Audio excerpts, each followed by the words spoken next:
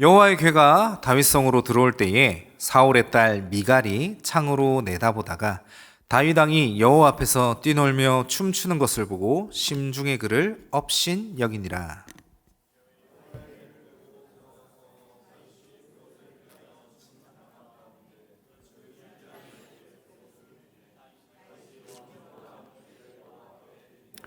다윗이 번제와 화목제 드리기를 마치고 만군의 여호와 이름으로 백성에게 축복하고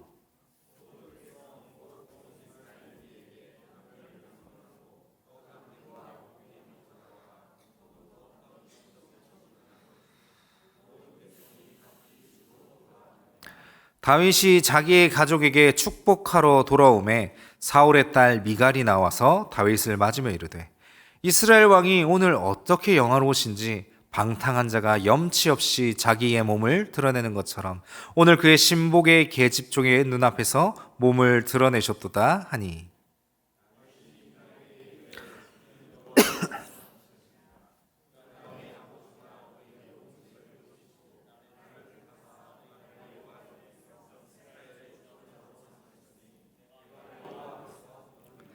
내가 이보다 더 낮아져서 스스로 천하게 보일지라도 네가 말한 바 계집종에게는 내가 높임을 받으리라 한지라. 그러므로 사울의 딸 미갈이 죽는 날까지 그에게 자식이 없으니라. 아멘. 네, 오늘은 사무엘하 6장 16에서 23절의 말씀을 가지고 임재라는 제목으로 함께 말씀을 나누고자 합니다. 금요기도회가 이제 방학이 지나고 3주차가 이제 진행이 되었습니다. 어떤 마음이셨습니까? 어떤 마음으로 이 금요기도회에 참석하시고 또 3주가 지난 지금에는 어떤 마음을 가지고 계십니까? 오늘의 기도회를 기대하고 계십니까? 저는 오늘의 이 말씀을 준비하면서 마치 오늘 본문에서처럼 이스라엘의 곁을 떠났다가 다시 돌아온 여호와의 궤, 하나님의 궤가 생각이 났습니다. 이 언약궤는 블레셋과의 전투 때에 빼앗긴 이후로 약 70년간 또는 어떤 학자들은 100년간 이스라엘 곁을 떠났다라고 말을 합니다.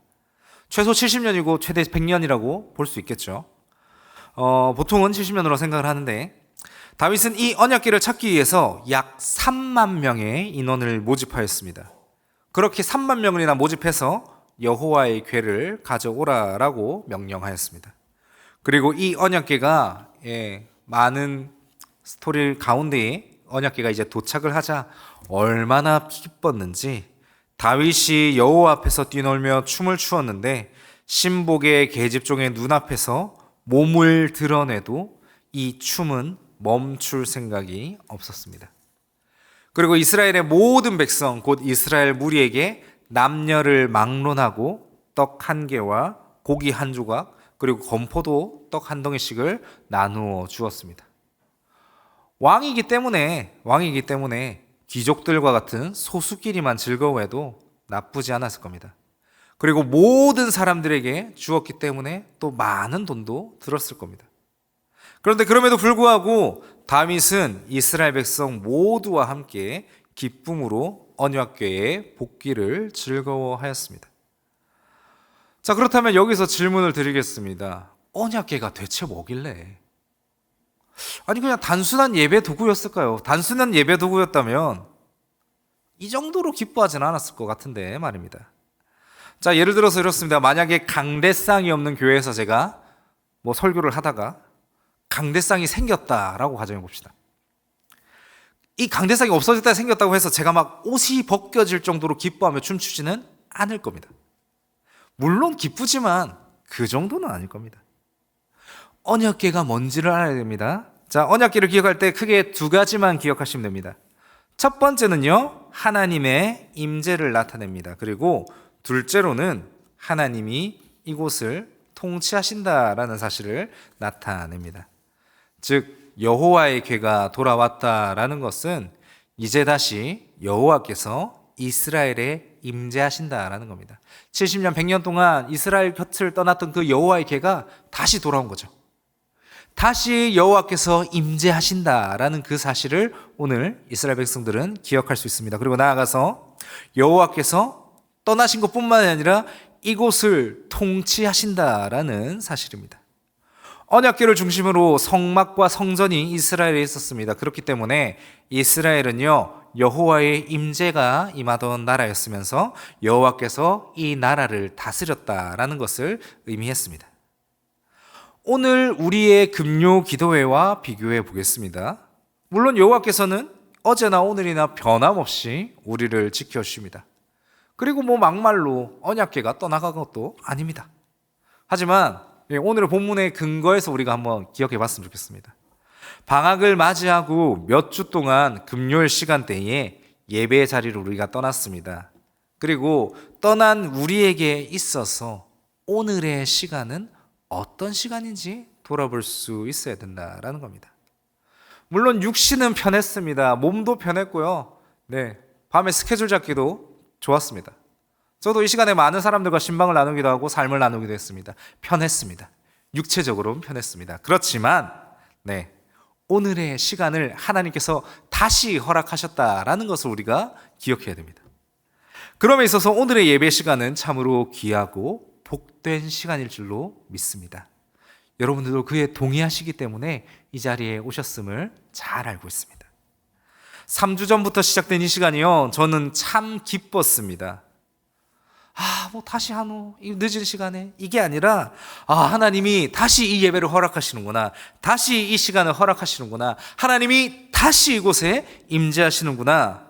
라는 것을 저는 정말 깊게 묵상하고 깨달았던 시간이었습니다.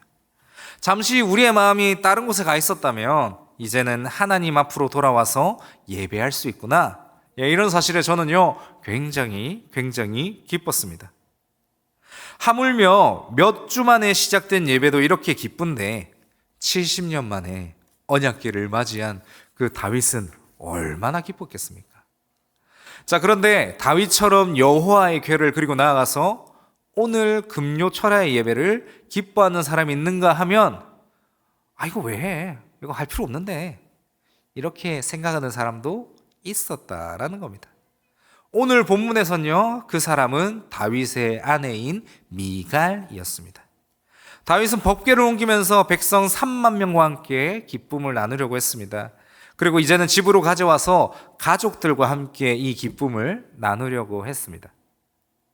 그런데 다윗이 집에서 축복을 하기 전에 미갈은 본문 16절에서 기록되어 있는 것처럼 다윗 왕이 여호와 앞에서 뛰놀며 춤추는 것을 보고 심중에 그를 업신여겼습니다. 무시했습니다. 철저하게 가소롭게 여겼습니다. 그 업신여김을 가지고 있는 상태로 다윗을 맞이하게 됩니다. 그리고 다윗에게 말합니다. 20절입니다. 20절 함께 읽겠습니다. 시작. 다윗이 자기의 가족에게 축복하러 돌아오매 사울의 딸 미갈이 나와서 다윗을 맞으며 이르되, 이스라엘 왕이 오늘 어떻게 영화로우신지 방탕한 자가 염치 없이 자기의 몸을 드러내는 것처럼 오늘 그의 신복의 계집종의 눈앞에서 몸을 드러내셨도다 하니. 미갈은요, 다윗이 춤을 추며 법궤를 인도하는 모습을 창문으로 바라보고 비웃었습니다. 아이고, 왕이나 돼가지고 채통도 없이. 그리고 기쁨으로 집에 돌아오는 다윗을 쏘아 붙입니다. 자, 한번 생각해 보십시오. 김해에서 정말 훌륭한 찬양팀이 찬양 인도를 막 했습니다. 그리고 김해에서 정말 훌륭한 설교자가 설교를 했습니다. 그 은혜를 받고 이제 은혜가 뿜뿜 이제 이러한 상태에서 집에 왔습니다. 그리고 엄마에게, 아빠에게 오늘 집회 너무 좋았어, 오늘 설교 너무 좋았어, 이렇게 은혜를 나누려고 하는 그 순간에 엄마가 와가지고, 야, 니 공부는 했나? 근데 숙제는 다 했나? 이러면 어떻게 될까요? 집회 가운데 나누었던 은혜와 감동이 싹 날아갈 겁니다. 자, 여기서 중요한 말이 있습니다. 숙제했나? 공부했나? 이 말 나쁜 말일까요? 아닙니다. 필요한 말입니다. 그리고 무엇보다 사실입니다. 정말로 내가 공부를 안 하고 숙제를 안 했으면요, 이 말은 새겨 들어야 합니다. 미갈도 마찬가지였습니다. 무슨 말이었냐면 정말 다윗왕을 사랑하고 다윗왕이 이렇게 되었으면 좋겠다라는 마음으로 다윗왕에게 얘기했다면 좀 달랐을지도 모릅니다. 다윗왕이시여, 찬양할 때 맨살이 좀 보였습니다.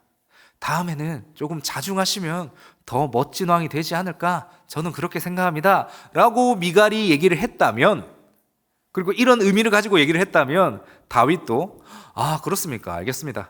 내가 왕이니까 내가 다음부터는 조금 조심하도록 하겠습니다. 이러고 딱 깔끔하게 끝날 얘기였는데, 본문의 내용은 이와 전혀 달랐습니다. 16절 다시 보시길 바랍니다. 미갈은 다윗을 심중에 업신여겼습니다. 아내가 남편을 업신여겼습니다. 사랑하고 조언을 해야 되는 사람이 업신여겼습니다. 무슨 말이 들리겠습니까? 살면서 우리는요, 수많은 조언을 듣습니다. 우리가 이제 새벽에 나누는 큐티 본문인 고린도 후서에서도 바울이 고린도 교인들을 향해서 조언합니다. 그리고 그 조언은요, 실제로 고린도 교인들을 힘들게 했습니다. 하지만 결국에는 많은 유익을 주었다라고 고백을 합니다. 왜냐하면 바울이 참으로 고린도 교인을 사랑했기 때문입니다. 그렇게 사랑했기 때문에 그 조언이 또 때로는 쓴소리가 될 수 있지만 결국에는 잘 받아들였고 이것이 고린도 교인들에게 많은 유익을 주었습니다. 저도 이제 와이프가 그런 얘기를 종종 합니다. 저한테 설교는 이래 했으면 좋겠습니다. 아이들과 교제할 때는 요래 했으면 좋겠습니다. 좀 차분하게 좀 했으면 좋겠습니다. 이런 얘기를 종종 하거든요. 바른 말이에요. 바른 말이고 저한테 참 좋은 말입니다. 물론 듣기 싫을 때도 있습니다.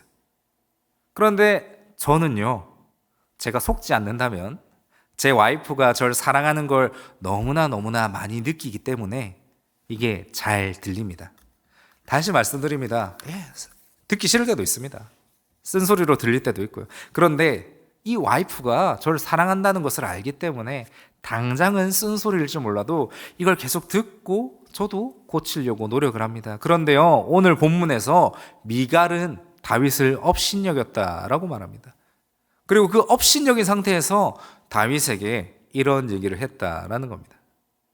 자, 이런 얘기가 사랑으로 들리겠습니까?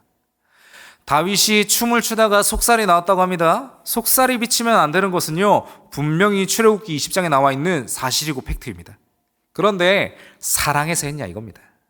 미갈이 와이프니까, 그리고 좀 더 멋진 다윗으로 발전했으면 좋겠다 싶어서 다윗왕으로서 좀 더 품위 있고 위험 있는 태도로 백성들을 인도할 것을 요구했다면 이것은요, 별로 크게 잘못될 것이 없었을 겁니다. 하지만 그게 아니었습니다.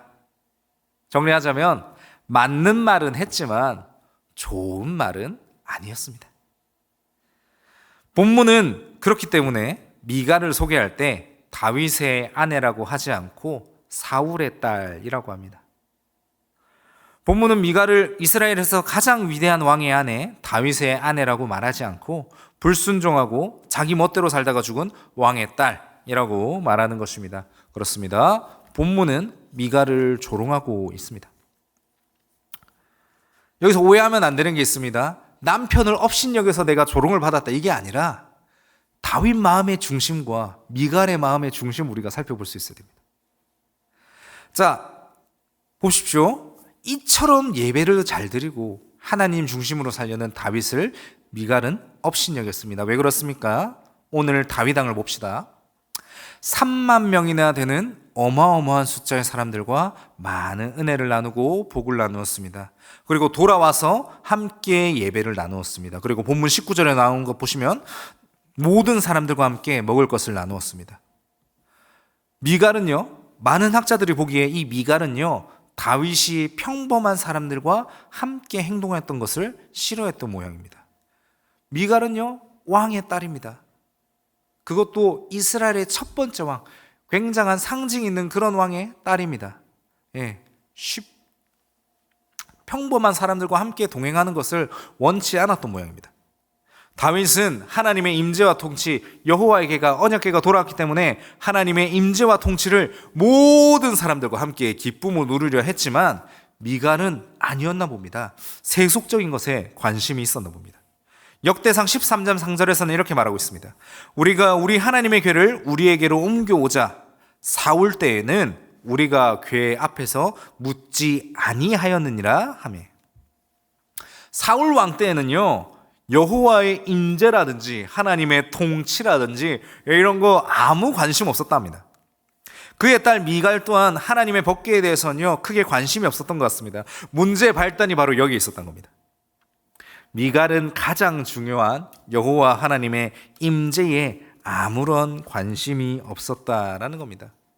매주 교회는 갔을 겁니다. 매주 예배는 드렸을 겁니다. 오늘날로 말하자면 예배는 다 참석하고요, 모임에도 다 참석하고 구역 모임도 오란 대로 다 오고 다 했는데 중심에는요 하나님의 임재 이런 거 상관을 안 했다는 겁니다.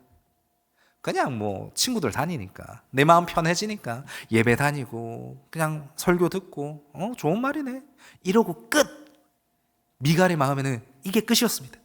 하나님의 임재인지 하나님의 통치인지 이런 거는 상관이 없으니까 다윗이 옷이 벗겨질 정도로 춤을 추는 그러한 모습에 아무런 관심이 없고 업신여겼던 것입니다.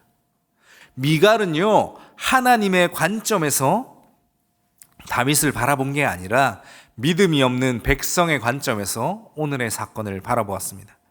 그녀의 염려와 불만은 낮은 차원의 신앙에서 비롯이 된 겁니다. 미갈이 정말 출애굽기 20장에 이 말씀이 있는 것을 알았다면 그의 성경 지식은 충만했을지는 모르겠으나 중심에 하나님이 없었다라는 겁니다. 10계명 다 외우고 예수님의 12제자 이름 다 외우고 성경 순서대로 다 외우지만 중심에는 여호와 임재와는 아무런 상관이 없었다는 겁니다. 믿음이 없는 패션 신자들은요 참된 믿음을 소유한 진실한 신자의 헌신을 이해하지 못합니다. 여기서 문제가 시작된다라는 겁니다. 다윗은 이때 무엇이라 말합니까? 21절 22절입니다. 21절 22절 함께 읽겠습니다. 시작. 다윗이 미갈에게 이르되 이는 여호와 앞에서 한 것이니라. 그가 내 아버지와 그의 온 집을 버리시고 나를 택하사 나를 여호와의 백성 이스라엘의 주권자로 삼으셨으니 내가 여호와 앞에서 뛰놀리라. 내가 이보다 더 낮아져서 스스로 천하게 보일지라도 네가 말한 바 계집종에게는 내가 높임을 받으리라 한지라. 아멘. 현대어로 풀이하자면요 조금 더 직관적인데요, 제가 읽겠습니다. 현대어로 풀이한 성경입니다. 이때에 다윗이 미갈의 말에 대꾸하였다. 나는 여호와 앞에서 춤춘 것이요 여호와께서는 당신의 부친과 그의 가족을 버리시고 나를 택하셔서 자기 백성 이스라엘의 지도자로 삼으셨소. 그래서 나는 앞으로도 여호와를 기쁘시게 하는 일이라면 계속 춤을 출 것이요 내가 이보다 더 바보 취급을 받아도 좋소. 그런데 그거 아시오. 당신이 말한 그 하녀들에게는 내가 더 존경을 받을 것이오. 다윗은요 즉각 미갈의 말을 되받아쳐서 미갈의 교만을 꺾어 놓았습니다. 미갈은 세상의 눈이 신경 쓰였지만 다윗은 하나님을 의식하였습니다. 그래서 본문 23절은 무엇이라 말합니까? 그러므로 사울의 딸 미갈이 죽는 날까지 그에게 자식이 없을 것이다 라고 본문은 분명하게 말합니다. 하나님은 세상의 눈만 신경 쓰고 하나님의 시선을 신경 쓰지 않는 미갈에게 죽는 날까지 그녀에게 자식을 주지 않으시겠다라고 선언을 합니다. 이때에도 앞절과 같이 미갈을 다윗의 아내라고 말하지 않고 사울의 딸이라고 말하며 그에게 앞으로 자식을 주지 않으시겠다라고 선언하십니다. 이는 그저 단순히 자식이 없는 것이 아닙니다. 만약 그녀가 자녀를 가질 수도 있다면, 미갈이 자녀를 가질 수도 있었다면 그녀의 후손이 예수 그리스도가 될 수도 있는 엄청난 기회였습니다. 그런데 그녀는 그러한 기회를 발로 뻥 하고 쳐버린 겁니다. 왜입니까? 하나님을 인정하지 않고 하나님이 주신 왕 남편을 인정하지 않고 세상의 눈을 신경 썼기 때문이며 무엇보다 자신의 눈으로 세상을 바라보았기 때문입니다. 즉 미갈이 당한 심판은요 근본적으로 하나님의 임재와 그분의 통치를 이해하지 못하고 비웃는 데에서 비롯된 것입니다. 미갈 같은 사람들은 예배를 드릴 때 중심이 다른 것으로 가득 찬 사람일 것입니다. 예를 들자면 이렇습니다. 오늘의 금요 기도회는요, 또 내일 또 결혼식이기 때문에 또 많은 사람들이 참석하지 못했습니다. 내일 6시, 7시부터 이렇게 준비를 하셔야 하기 때문에 체력을 비축하기 위해서 많은 분들이 또 참석을 못 하셨습니다. 물론 이 자리는 뜨겁게 불타올라야 합니다. 그리고 저는 이전보다 훨씬 더 많은 분들이 이 자리 가운데에 참석하고 이 자리가 회복되기를 진심으로 간절히 소망하고 있습니다. 하지만 그 이전에 하나님의 임재를 바라보고 그 초점을 맞춘다면요, 이 시간은 텅텅 빈 시간이 아니라 뜨겁게, 정말 뜨겁게 불타오르는 그런 시간이 되어야 할 것입니다. 누가 왔니? 누가 안 왔니? 또 찬양이 이거니 저거니? 설교자는 또 왜 저 사람이니? 이것은 중요하지 않습니다. 하나님이 임재하십니다. 하나님이 오신 이 자리에, 하나님께서 임재하신 이 자리를 우리는 하나님 한 분만으로도 기뻐할 수 있어야 된다라는 겁니다. 그렇기 때문에 저는 정말로 앉아 계신 성도님들을 한 분 한 분 진심으로 존경합니다. 오늘 같은 자리는요, 그야말로 사람의 의가 될 수 없는 자리입니다. 아는 사람도 없습니다. 누가 보지도 않고요, 누군가의 인정을 받을 수도 없는 자리입니다. 저는 정말 여러분들 마음의 중심에 하나님이 있다고 분명하게 믿습니다. 하나님 한 분만 바라보신 여러분들에게 정말 하나님의 크고 놀라운 축복이 있을 줄로 믿습니다. 사랑하는 성도 여러분, 하나님의 임재는 성도에게 가장 큰 기쁨이고 가장 큰 위로입니다. 언약궤가 있었던 성전은 예수님께서 돌아가신 뒤에 성전의 휘장이 찢어지고 AD 70년 사건 이후에 성전은 아예 무너지게 됩니다. 여호와의 임재 또한 끝난 것처럼 보였습니다. 무엇보다 예수님께서 십자가에 달려 죽으셨을 그때에 저 예수라는 사람 끝났네, 아무것도 없네, 아이고 그렇게 외치더만 니도 결국 똑같네, 이렇게 무시당하고 조롱당했을 겁니다. 그런데요, 무너졌던 성전이 다시 세워집니다. 고린도전서 3장 16절 17절을 제가 읽겠습니다. 너희는 너희가 하나님의 성전인 것과 하나님의 성령이 너희 안에 계시는 것을 알지 못하느냐? 누구든지 하나님의 성전을 더럽히면 하나님이 그 사람을 멸하시리라. 하나님의 성전은 거룩하니 너희도 그러하니라. 아멘. 건물로 된 성전은 무너졌습니다. 그런데 오늘 바울은 말합니다. 성전은요, 여러분들 자신이 되었습니다. 여러분들이 이제 성전입니다.